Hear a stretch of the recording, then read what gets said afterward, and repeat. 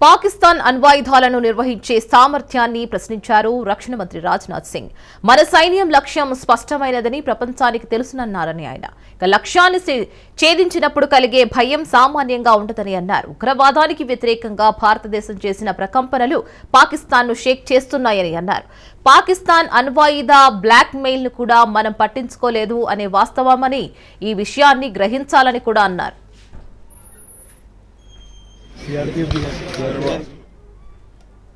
बहादुर जवानों ने अपनी शहादत दी है, उनकी शहादत को मैं नमन करता हूँ, उनकी मैं स्मृति को नमन करता हूँ। और साथ ही पहलगाम में जो निर्दोष नागरिक आतंकवादियों के द्वारा मारे गए हैं, उनकी भी स्मृति को मैं नमन करता हूँ। मैं हमारे घायल सैनिकों के साहस को भी नमन करता हूँ और ईश्वर से यह प्रार्थना करता हूँ कि वह जल्द से जल्द स्वस्थ हो जाए। मेरे दोस्तों, इन विषम परिस्थिति में आप सबके बीच आज आकर मैं स्वयं को बहुत ही गौरवान्वित महसूस कर रहा हूँ। हमारे प्रधानमंत्री माननीय नरेंद्र मोदी जी के कुशल नेतृत्व और मार्गदर्शन में ऑपरेशन सिंदूर के दौरान आपने जो कुछ भी किया है, उस पर पूरे देश को गर्व की अनुभूति हो रही है। मैं अभी भले ही आपका रक्षा मंत्री हूँ, लेकिन उससे पहले तो मैं भारत का एक नागरिक हूँ। रक्षा मंत्री के साथ साथ मैं आज भारत के नागरिक के रूप में भी आप सबके प्रति आभार व्यक्त करने के लिए यहाँ मौजूद हूँ। पहलगाम हमले के बाद हमारे जम्मू कश्मीर की जनता ने पूरी एकजुटता के साथ और पाकिस्तान और साथ ही साथ आतंकवादियों के प्रति जिस प्रकार से अपने गुस्से का इजहार किया है, मैं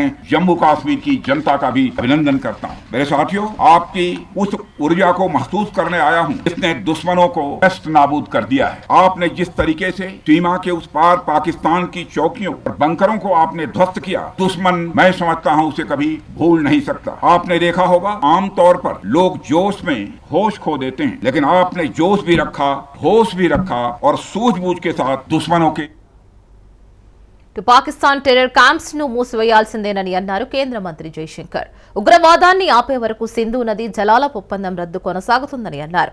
ఇక పీఓకే పైనే భారత్ పాక్ చర్చలని, భారత భూభాగాన్ని ఆక్రమించుకున్న అంశంపై అయితేనే చర్చలకు సిద్ధమని అన్నారు.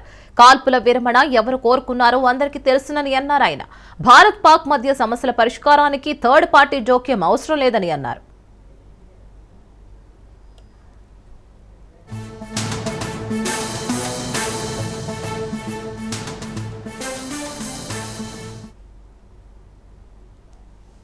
టీఆర్ఎఫ్ పై యుఎన్ఓకు భారత ప్రతినిధుల బృందం ఫిర్యాదు చేసింది. టీఆర్ఎఫ్ ను ఉగ్రవాద సంస్థ జాబితాలో చేర్చేందుకు భారత్ ప్రయత్నం చేస్తోంది. లష్కరే అనుబంధ సంస్థ టీఆర్ఎఫ్ పహల్గాం దాడికి పాల్పడింది. యుఎన్ఓ ఆంక్షల కమిటీతో భారత ప్రతినిధుల బృందం సమావేశం కానుంది. పహల్గాం దాడి వివరాలను యుఎన్ఓకు భారత్ వివరించనుంది.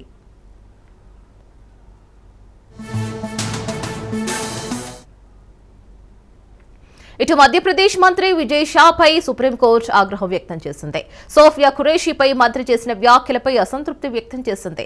మంత్రి హోదాలో ఉండి ఇలాంటి భాష వాడడంపై విజయ్ షా మీద సుప్రీంకోర్టు మండిపడింది. ఉద్రిక్తతల సమయంలో ఇలా ఎలా మాట్లాడతారని ఆగ్రహం వ్యక్తం చేసింది. హైకోర్టు ఆదేశాల ప్రకారం తనపై నమోదైన ఎఫ్ఐఆర్ ను కొట్టివేయాలని మంత్రి విజయ్ షా సుప్రీంకోర్టుకు వెళ్లగా విజయ్ షా అభ్యర్థనను సీజేఐ తిరస్కరించారు. ఇక ఇదే కేసులో పోలీసుల తీరుపై కూడా ఎంపీ హైకోర్టు ఫైర్ అయింది. ఇక కోర్టు ఆదేశించిన 4 గంటల తర్వాత పోలీసులు కేసు నమోదు చేయడంపై హైకోర్టు ఆగ్రహం చేసింది.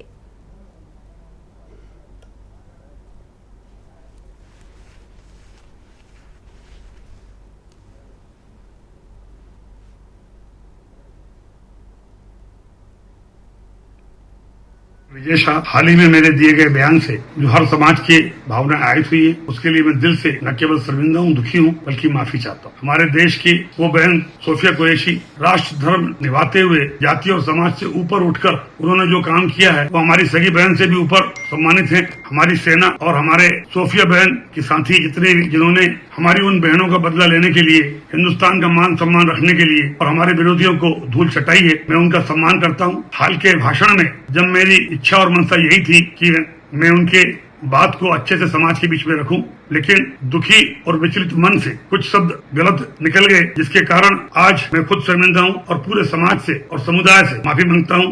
बहन सोफिया के और सारे मिलिट्री वालों का मैं हमेशा सम्मान करता हूं और आज हाथ जोड़ के सबसे मैं अपने आप को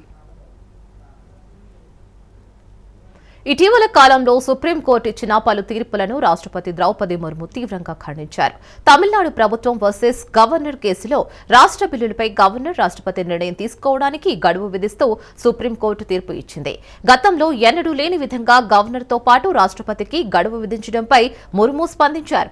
రాజ్యాంగంలో అలాంటి నిబంధనేది లేనప్పుడు సుప్రీంకోర్టు తీర్పు ఎలా ఇచ్చిందని ప్రశ్నించారు. రాజ్యాంగంలోని ఆర్టికల్ 200 గవర్నర్ అధికారాలను బిల్లులకు ఆమోదం తెలపడం లేదా నిలిపివేయడం, రాష్ట్రపతి పరిశీలన కోసం బిల్లును రిజర్వ్ చేయడం వంటి విధానాలను వివరిస్తుందని రాష్ట్రపతి హైలైట్ చేశారు. అయితే ఈ రాజ్యాంగ ఎంపికలను ఉపయోగించుకోవడానికి గవర్నర్కు ఎలాంటి గడువును ఆర్టికల్ 200లో చెప్పలేదని అన్నారు.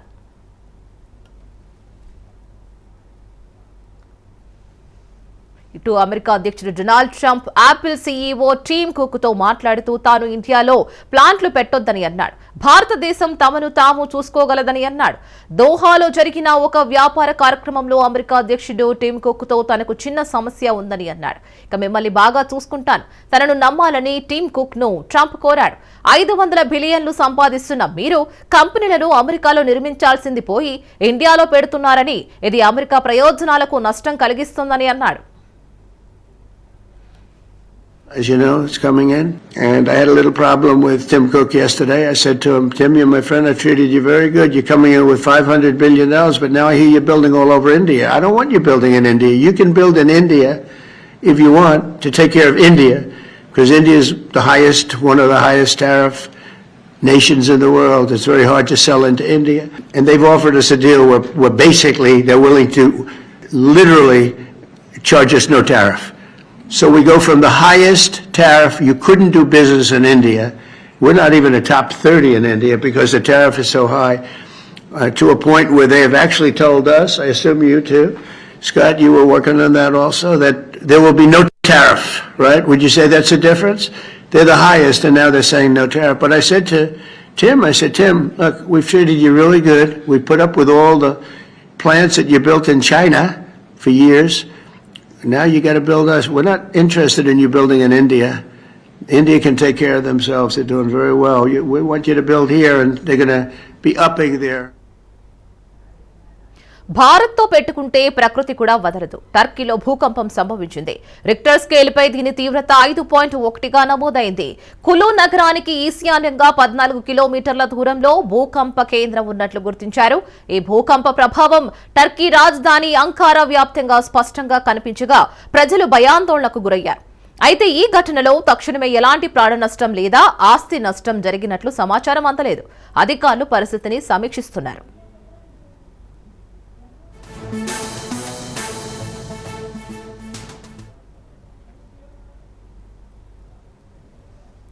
హెచ్సీయూ కంచె గచ్చిబౌలి భూముల విషయంలో సుప్రీంకోర్టు సీరియస్ అయింది. తెలంగాణ ప్రభుత్వంపై సీజేఐ ఘాటు వ్యాఖ్యలు చేసింది. సీజేఐగా జస్టిస్ గవాయి బాధ్యతలు చేపట్టాక తొలి విచారణ చేపట్టారు. కంచె గచ్చిబౌలి అటవీ ప్రాంతం పునరుద్ధరించకపోతే సీఎస్ అధికారులను జైలుకు పంపిస్తామని ధర్మాసనం తెలిపింది. సెలవుల సమయంలో ఎందుకు చెట్లు తొలగించారని కూడా ప్రశ్నించింది. వేల చెట్లు అక్రమంగా కొట్టేశారు, అవన్నీ త్వరగా పునరుద్ధరణ చేయాలని ఆదేశించింది. తదుపరి విచారణ జూలై 23కి వాయిదా వేసింది.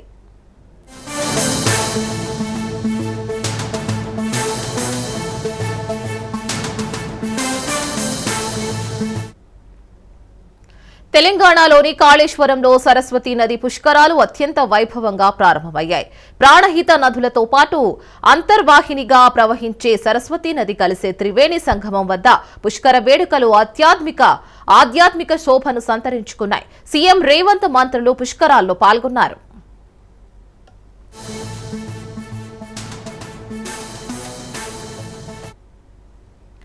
సీఎం రేవంత్ తదితరులు పవిత్ర త్రివేణి సంగమంలో పుష్కర స్నానం ఆచరించారు. అనంతరం నదీమా తల్లికి ప్రత్యేక పూజలు నిర్వహించారు, హారతి సమర్పించారు. ఈ సందర్భంగా ఆలయ ప్రాంగణంలో నూతనంగా ప్రతిష్ఠించిన 10 అడుగుల సరస్వతీదేవి విగ్రహాన్ని, భక్తుల సౌకర్యార్థం నిర్మించిన 86 గదుల నూతన వసతి సముదాయాన్ని సీఎం ప్రారంభించారు.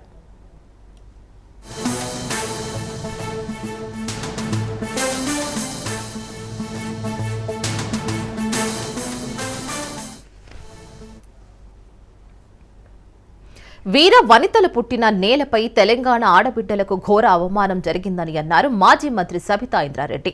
కాంగ్రెస్ ప్రభుత్వం ఆడబిడ్డల పరువు తీసిందని అన్నారు. తెలంగాణలో ఆడబిడ్డలతో మిస్ వరల్డ్ పోటీదారుల కాళ్లు కడిగించడం, టవల్తో తుడిపించడం దుర్మార్గమైన చర్య అని అన్నారు. యావత్ మహిళా లోకానికి ఈ ప్రభుత్వం క్షమాపణలు చెప్పాలని కూడా డిమాండ్ చేశారు.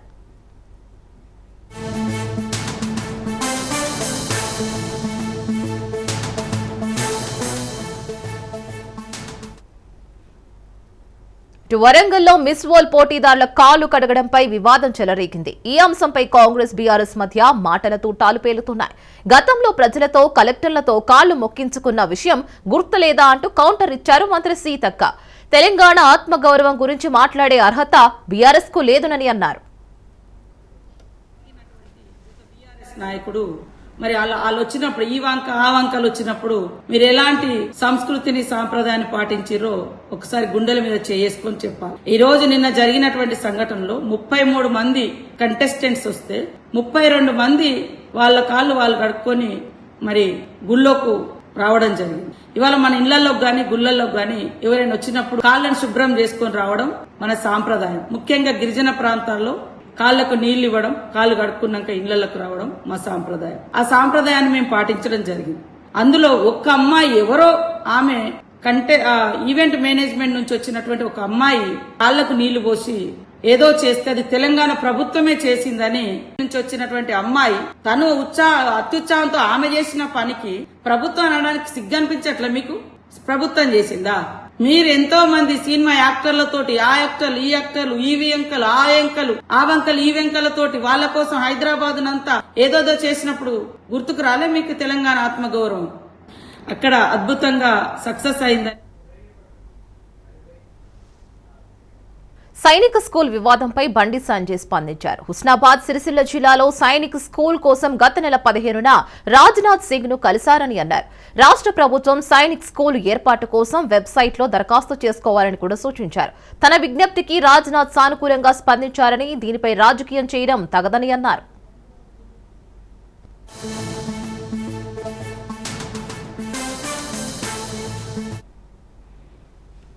తెలంగాణ ప్రభుత్వంపై ఎంపీఆర్ కష్టయ్య ఫైర్ అయ్యారు. తెలంగాణలో కొత్త జిల్లాలు ఏర్పడి 6 ఏళ్లు అవుతున్నా ఇప్పటి వరకు అనేక కార్యాలయాల్లో ఉద్యోగులను సర్దుబాటు చేయలేదని అన్నారు. ప్రభుత్వ యంత్రాంగం సమర్థవంతంగా నడవాలంటే పూర్తిస్థాయి అధికారులను నియమించాల్సిన అవసరం ఉందని అన్నారు.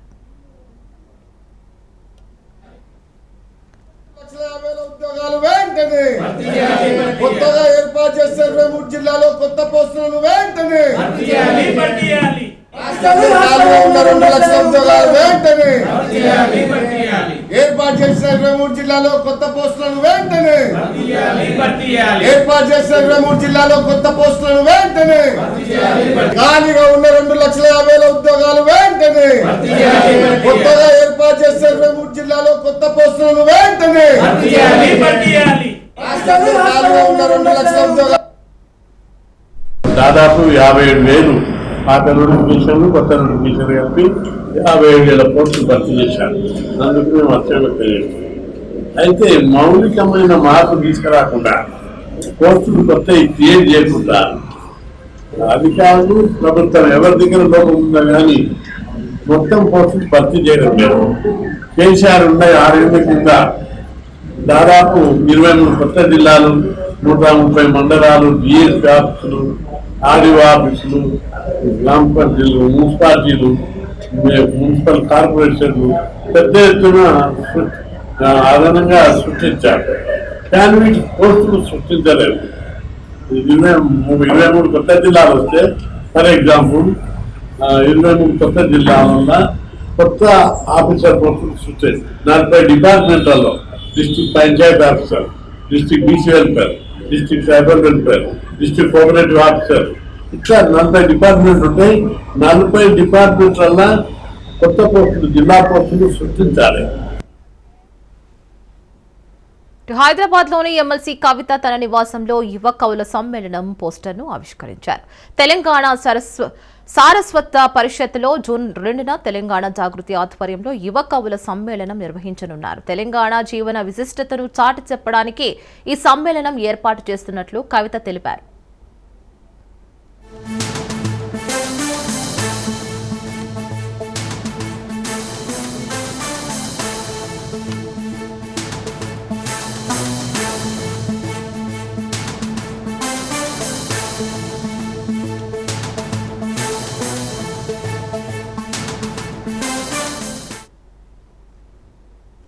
రేవంత్ సర్కార్ బీఆర్ఎస్ ఎమ్మెల్యే వివేకానంద ఘాటు వ్యాఖ్యలు చేశారు. ప్రభుత్వ నిర్ణయాలను ఎప్పటికప్పుడు కోర్టులు తప్పుపడుతున్నాయని అన్నారు.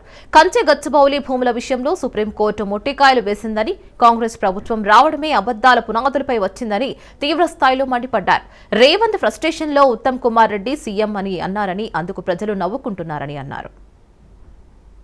కోర్టు చాలా స్పష్టంగా కంచె గచ్చిబౌలి భూముల విషయంలో ప్రభుత్వం ఒక తప్పుని ఎత్తి చూపుతూ మరి ఆ తప్పుని సరిదిద్దుకోకపోతే అధికారులు ఖచ్చితంగా కటకటాలకు పోవడం ఖాయమని చెప్పి సుప్రీంకోర్టు వ్యాఖ్యానించడం చూస్తూ ఉంటే మరి ఇదొక రేవంత్ రెడ్డి ప్రభుత్వానికి మరొకసారి చెంపపెట్టు లాంటిది. సుప్రీంకోర్టు యొక్క వ్యాఖ్యలు డైరెక్ట్గా ప్రత్యక్షంగా ఈ యొక్క కాంగ్రెస్ పరిపాలనని తప్పు ఎత్తి చూపుతూ మరి ముట్టకాయలు వేస్తున్నట్టు స్పష్టంగా కనపడుతూ ఉంది. ప్రజలని నమ్మించి మోసం చేసి అధికారంలోకి వచ్చినటువంటి కాంగ్రెస్ ప్రభుత్వం కోర్టులను కూడా తప్పుదోవ పట్టించే ప్రయత్నం చేస్తూ ఉంటే కోర్టులు ముట్టకాయలు వేస్తూ ఉన్నాయి, చెంపపెట్టు లాంటి తీర్పులు ఇస్తూ ఉన్నాయి. ప్రభుత్వం ఇప్పుడు కూడా కళ్ళు తెరవకపోతే తప్పకుండా తీవ్ర పరిణామాలు తప్పవని చెప్పి ఈ సందర్భంగా నేను మనవి చేస్తా ఉన్నాను. ముఖ్యమంత్రి గారు ఫ్రస్ట్రేషన్లో ఉండి తను ముఖ్యమంత్రి అని మరిచిపోయి వేదికల పైన మరి ఉత్తమ్ కుమార్ రెడ్డి ముఖ్యమంత్రి అంటా ఉన్నారు. అంటే ప్రజలు నవ్వుకుంటున్నారు. ధరణి ఫోరెన్సిక్ ఆడిట్ అని చెప్తా ఉన్నారు. ఇప్పటికీ ప్రభుత్వం వచ్చి 10ల సంఖ్యలో ఎంక్వైరీలు వేసినారు. ఎన్ని ఎంక్వైరీలు వేసినా వారికి ఎక్కడ తప్పు దొరకలేదు ఇప్పటివరకు కూడా. సీఎం చంద్రబాబు అధ్యక్షతన సచివాలయంలో ఎస్ఐపిబి సమావేశం జరిగింది. ఈ సమావేశంలో కీలక నిర్ణయాలు తీసుకున్నారు. సుమారు 33,000 కోట్లకు పైగా విలువైన 19 పారిశ్రామిక ప్రాజెక్టులకు ఆమోదం లభించింది. ఎనర్జీ, టూరిజం, ఐటీ, ఎలక్ట్రానిక్స్ రంగాల్లో పెట్టుబడులు రానున్నాయి. వీటి ద్వారా సుమారు 35,000 మందికి ప్రత్యక్షంగా, పరోక్షంగా ఉపాధి అవకాశాలు దక్కుతాయని చంద్రబాబు అన్నారు.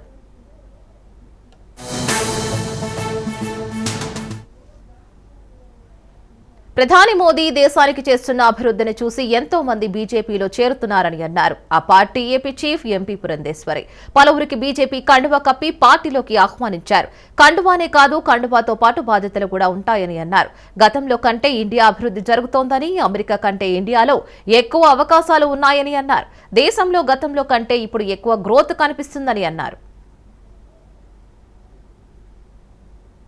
మనం ఆపేశాము. ఇవాళ పాకిస్తాన్ లేఖ రాసింది, వరల్డ్ బ్యాంక్ కి రాసింది, UN కి రాసింది, మన భారత ప్రభుత్వానికి రాసింది. మాకు అక్కడ నీళ్లు లేకపోతే మేము వ్యవసాయం చేయలేకపోతున్నాము, మేము కటకట్లాడుతున్నాము, మాకు నీళ్లు విడుదల చేయండి అని చెప్పారు. కానీ మోడీ గారు చెప్పిన మాట మాత్రం ఒకటే, మీరు పాక్ ఆక్యుపైడ్ కశ్మీర్ మీద మాట్లాడతాను అంటే మీరు ముందుకు రండి. అదే విధంగా ఉగ్రవాదాన్ని మేము పరిసమాప్తం చేస్తాము అని అంటే మేము చర్చలకి సన్నద్ధం, కానీ ఇటువంటి అర్జీలతో వచ్చినట్లయితే మేము సన్నద్ధంగా లేవని చెప్పి గట్టిగా మోడీ గారు చెప్పడం జరిగింది. ఇవన్నీ కూడా చూసినట్లయితే ఏవైతే విలువలు ఆనాడు అహల్యబాయ్ హోల్కర్ గారు ఒక నిదర్శనంగా నిలబడ్డారో ఇవాళ వాటిని కొనసాగిస్తూ నరేంద్ర మోడీ గారు, భారతీయ జనతా పార్టీ ప్రభుత్వం ఆ విలువలు నిలబడుతుంది, కట్టుబడి ఉన్నది అని చెప్పి మీ మాధ్యమంగా అందరికీ తెలియజేస్తూ ఇవాళ అహల్యబాయ్ హోల్కర్ గారి ఈ జీవన ప్రస్థానాన్ని దేశవ్యాప్తంగా అందరికీ తెలియజేయాలనేటువంటి భావనతోటి ఇవాళ ఒక కార్యశాల నిర్వహించుకోవడం జరిగింది. కనుక మీరందరూ కూడా ఈ విషయాలన్నింటినీ ప్రజలకి చేరువ చేస్తారని. అదేవిధంగా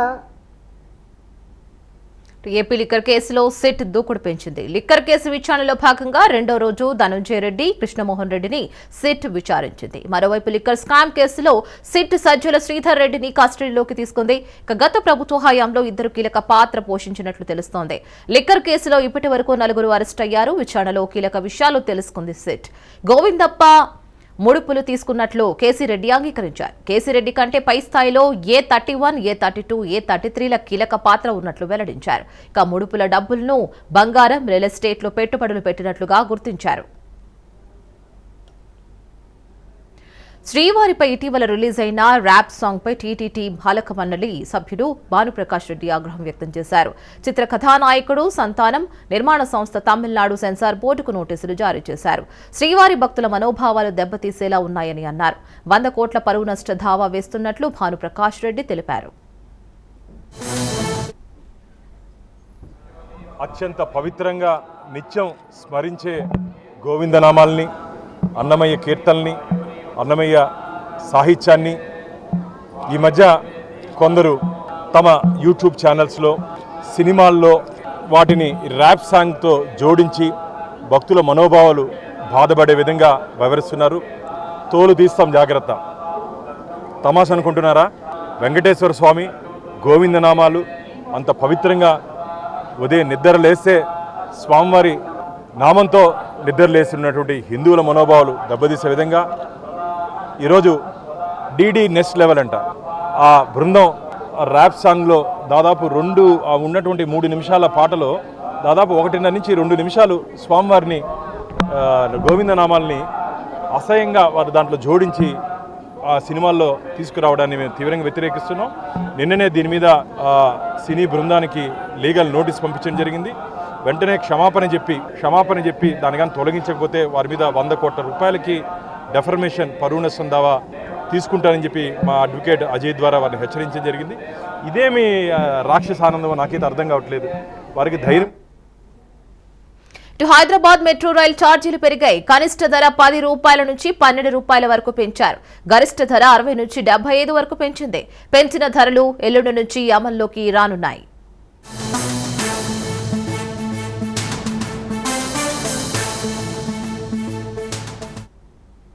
టీటీడీ కొత్త వైకానస ఆగమ సలహా కమిటీని నియమించింది.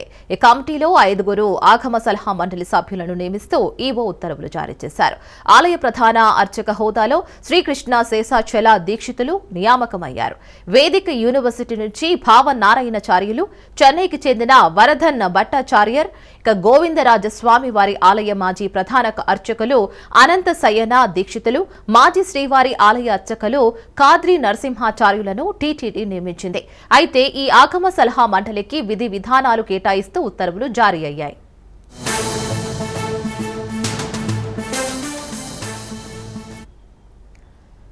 దేశీయ స్టాక్ మార్కెట్లు భారీ లాభాలతో ముగిశాయి. స్టాక్ మార్కెట్లు భారీ లాభాలతో ముగిశాయి. 1200 పాయింట్ల లాభంతో 82,530 వద్ద సెన్సెక్స్ ముగిసింది. ఇక్కడ 395 పాయింట్ల లాభంతో 25,062 వద్ద స్థిరపడింది నిఫ్టీ.